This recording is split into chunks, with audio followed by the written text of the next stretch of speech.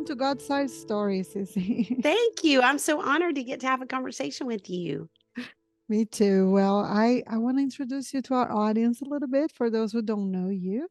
Sissy Goff, she has worked as a director of Child and Adolescent Counseling at Daystar Counseling Ministries since 1993. And she is an expert with parents and children's ministries across the country.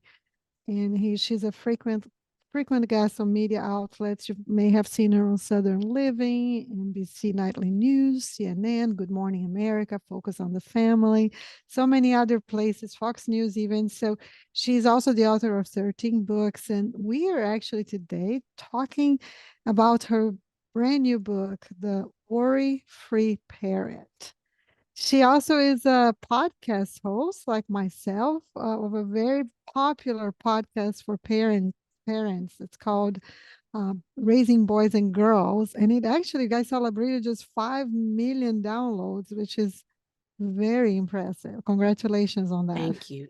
Thank you so much. Yes. Well, so we are going to talk today about the worry-free parent, and it's actually a book, and it has a workbook for parents as well, right?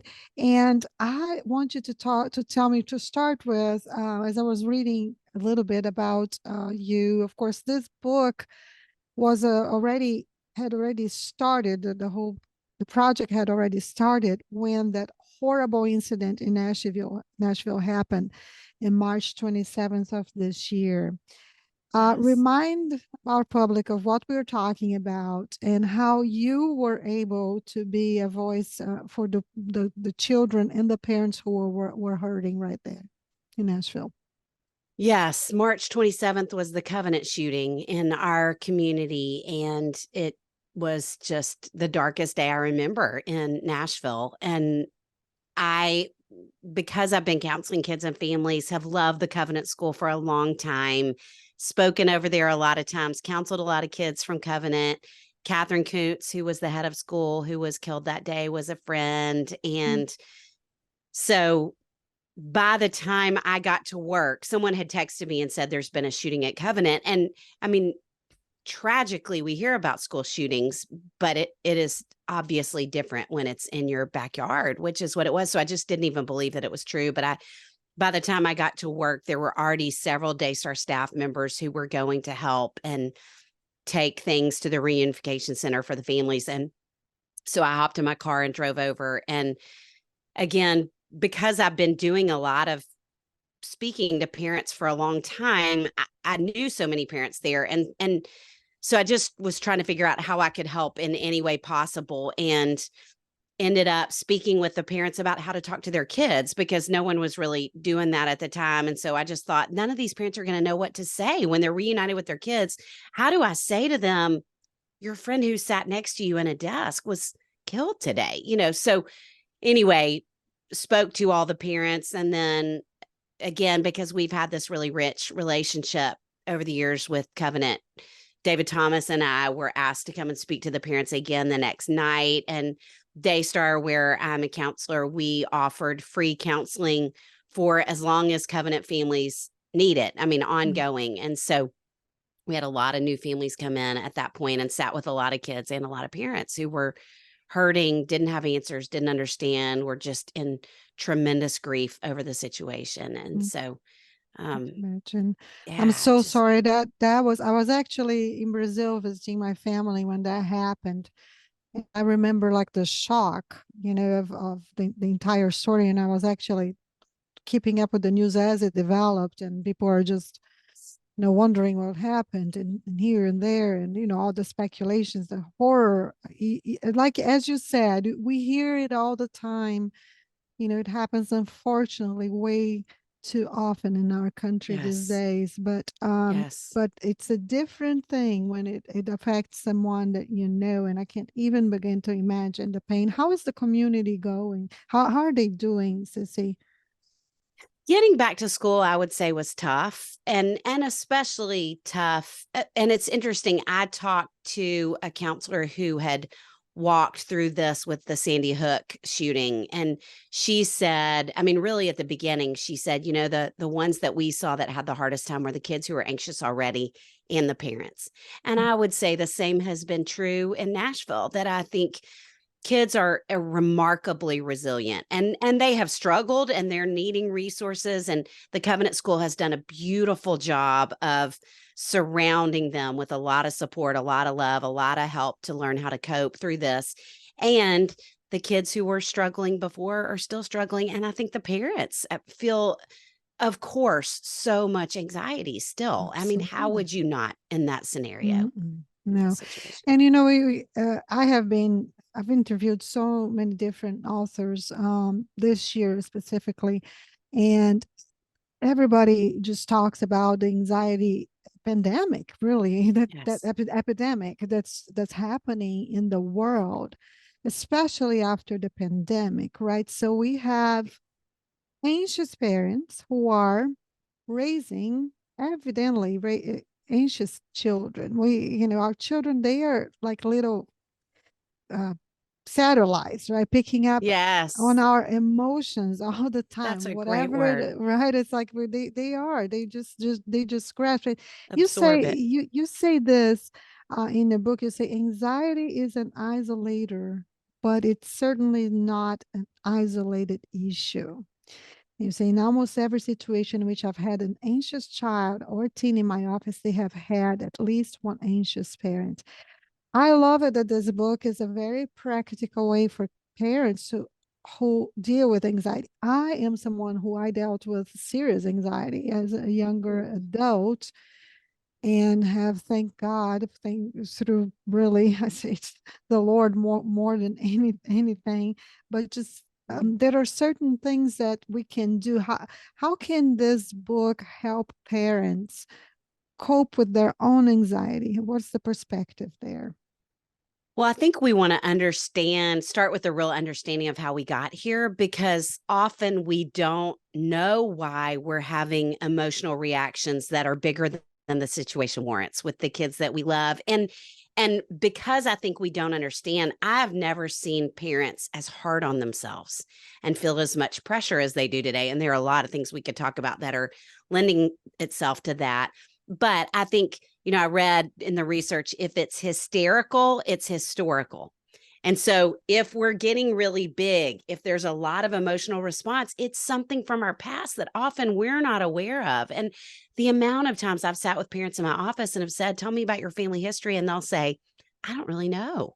We didn't talk about it.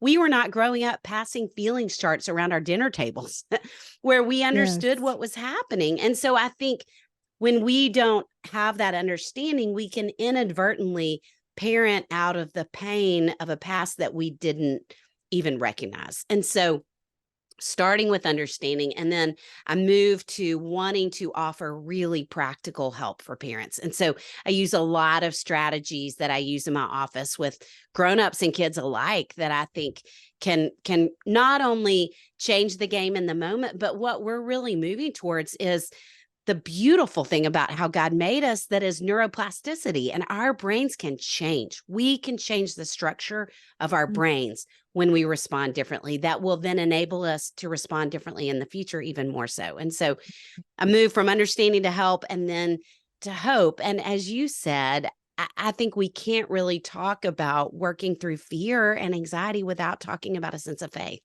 And so Absolutely. that's where I want to land, is from a Mhm. spiritual perspective. What does it mean to have a hope that really informs not just our anxiety, but our emotions in general? Absolutely, yes. And you touched some very important topics there, because one of the things that my generation, possibly we may be around the same age, so Yes. our generation, we did not have this thing that like our children have right now, of like, Right. they come to you and they tell you how they feel, and it's okay.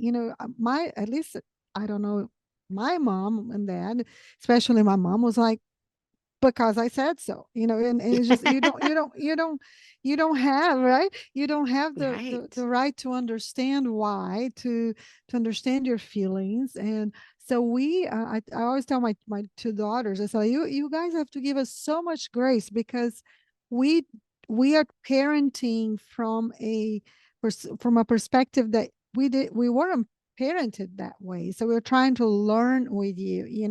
And in Mhm. that process, we also, like, the know yourself, the know why is it that we struggle with certain anxieties, and in a way that we can make it healthier for our children.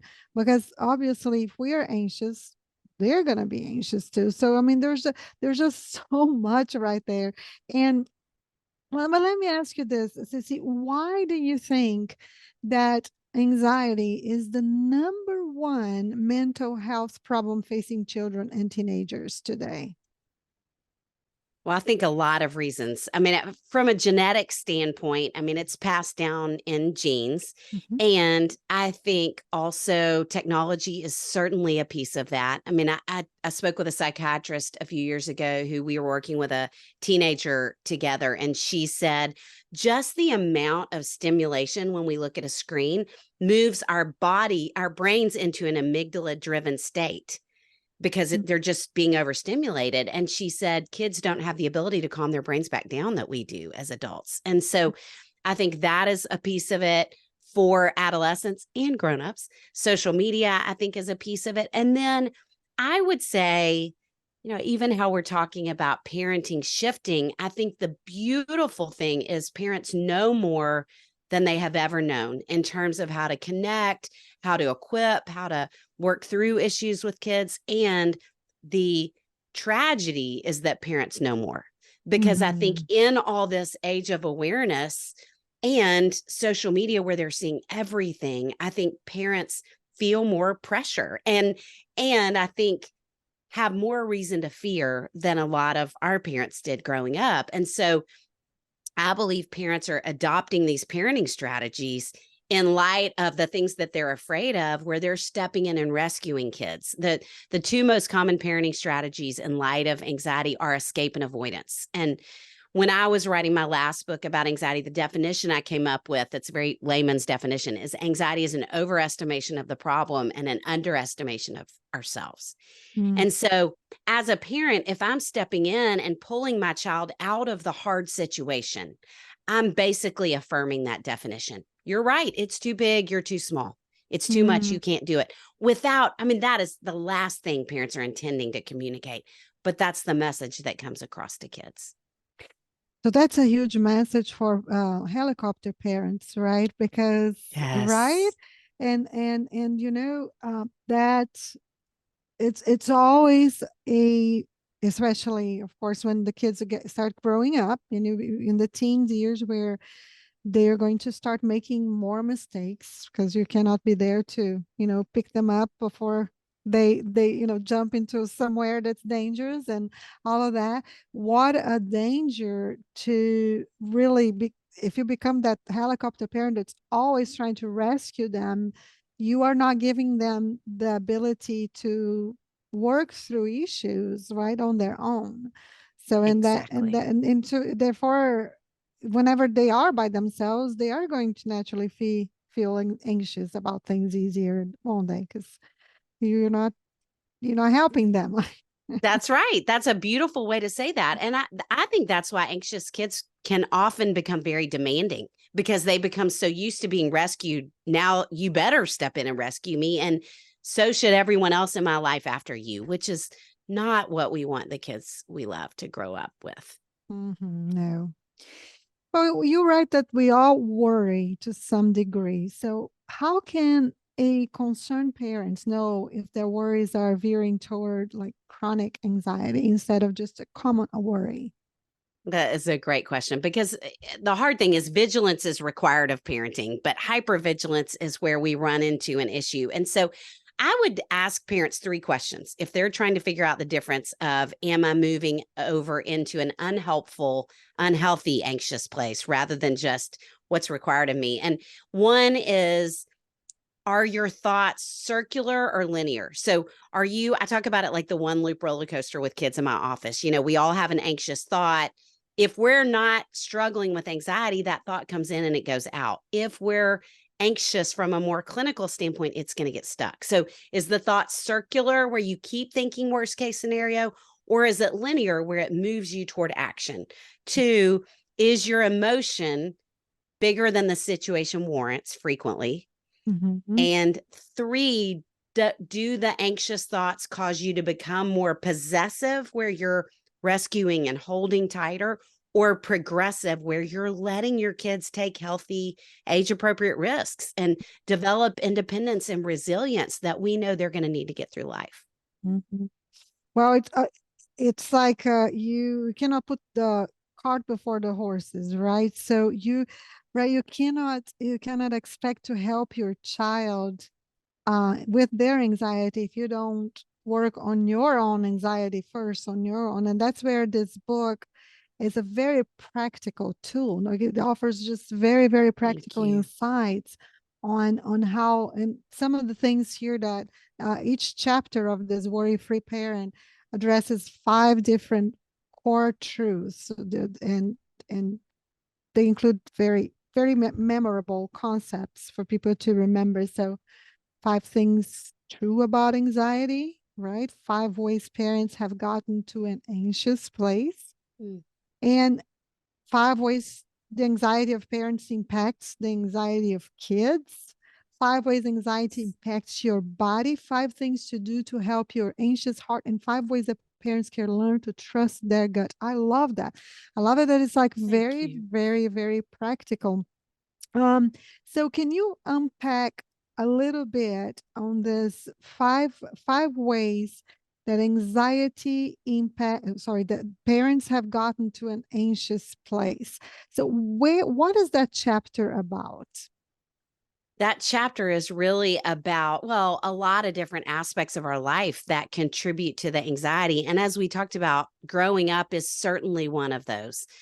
And kind of the climate of our house, what things felt like internally inside of our house.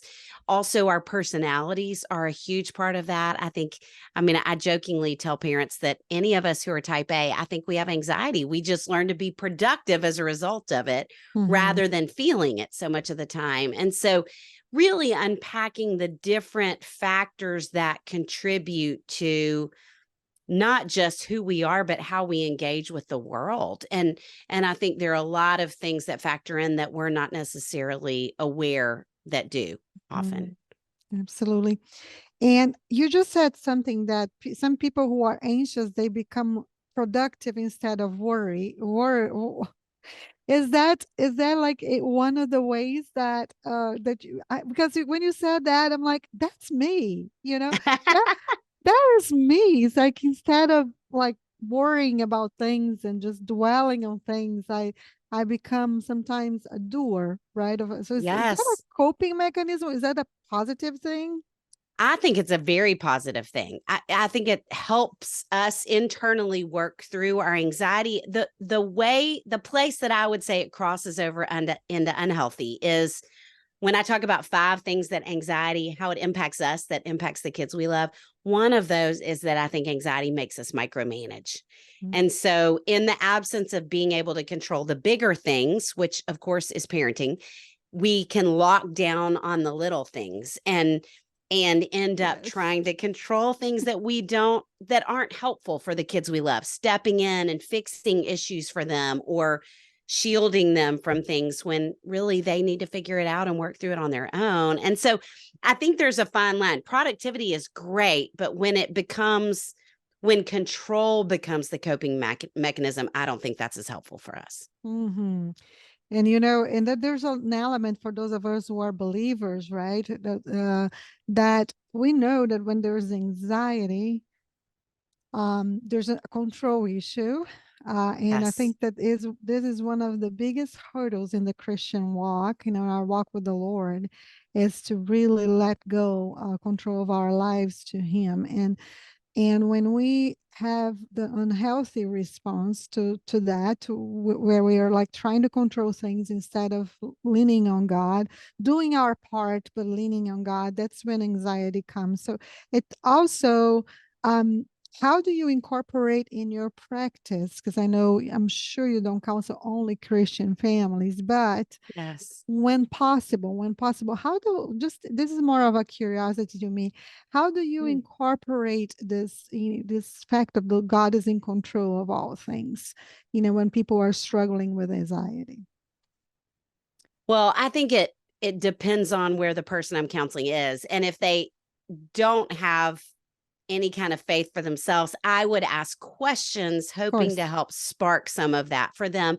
But I mean, yesterday I met with a mom who has a tumor that she's not sure yet if it's cancer or not. And she has a history of cancer. And so she's very concerned it might be. And obviously has great reason to worry right now. And was asking me how to talk to her daughter about it. And I said, I think even in that, what are the things that we know? What are the places we know we can find God? And so as you're talking to her, she needs you to be honest about where you struggle. She needs you to be honest about what's going on, but always through this lens of, and I'm okay. And so Mhm. even in the harder days, she said, kind of like I say to them, I want to find Jesus. And I said, exactly. So that's a great way to think about where did I see Jesus today? Even if it was as I was getting a transfusion, where did I see him show up? And so Right. I think often it's following their lead, but we have a little summer retreat program for the kids in counseling at Daystar. And one of my favorite things that our executive director said, she said, courage isn't the antidote to anxiety, but trust is. Oh, I love that. Me too. Oh And what my I love, gosh, yes. courage feels dependent on us, trust feels dependent on him. And as you Yes. said, that's where we can let go of the control when we learn more of what it looks like to trust him, and trust transforms us. Yes, absolutely. I love that. I have to remember that. That's very, very good. Thank Well, you. in your book, you tell parents to let go of the bottom 20%. Can you unpack that for us or actually explain what that means? Yes, well, it would pertain to those of us who struggle with micromanaging and control. And I think what happens when we are anxious is everything becomes huge. We do not see detail.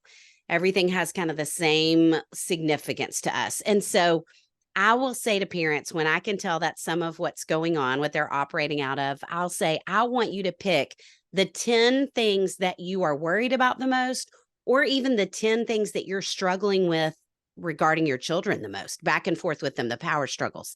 And literally, I want you to not just stop yourself from obsessing over the bottom two, the bottom 20%, but I want you to stop talking about them Hmm. because kids need to feel some independence. They need to feel like they have wins. And if we are on them all the time, we are in effect really choking out relationship with them. They're not Wow. going to feel like we like them, we enjoy them. And so, what does it look like to let the bottom 20% go? Ooh, that was for me. That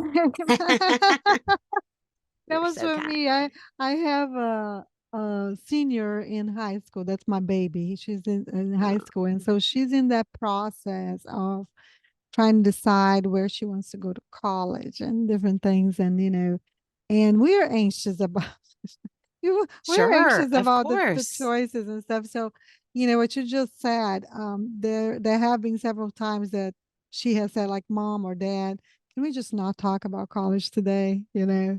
So it's like Yes.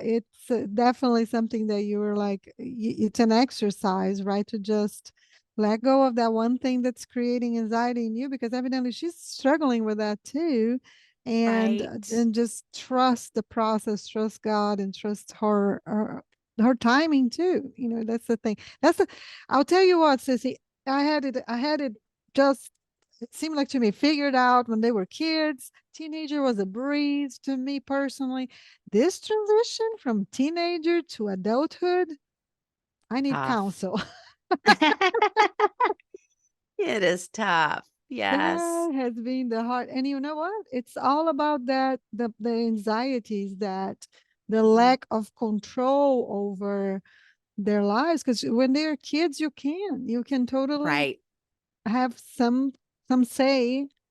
I don't know what happens. Yes. So this is a perfect, as a lot of people that pick up this book, they may think this is for parent of younger children, but no, it's for all parents, because believe me, in all stages we need this. We need this Well, to know how to cope with our own anxiety so that we don't create more anxious children and adults. So I love that. I hope Well, so. as we get close to the end of our interview, I want you to speak to that parent out there who is struggling in this anxious world that we live in, and who probably has a child who is having a hard time as well. And we have a lot of children, because I have children on that age of teenage and young adult years. There's just so much anxiety and depression going on in the world today. And so I just want you to speak to someone out there and encourage them, and also tell us how this book could possibly help them to find Hmm. ways of coping with their own anxiety and their children's. Well, I would want to say to any parent in that situation that I really do believe the best thing you can do for your children is to do your own work. And again, that's why I wrote the book, is to be, I want it to feel like we have this really beautiful office where we work. It's a yellow house with a white picket fence, and we have dogs that work with us every day. I get to take my dog to work, and I want it to feel like you're coming to sit in the office with me. And I am not only, I hope, giving practical tools, but a whole lot of encouragement and a whole lot of grace, because as you're thinking about doing your own work, I think part of it is letting yourself off the hook to some degree, because I have never seen parents under as much pressure to feel like they have to get everything right as I see today. And even I think we're in this environment where we're kind of amassing experts. There's so many voices that are speaking to parents about all the things they're supposed to be doing right.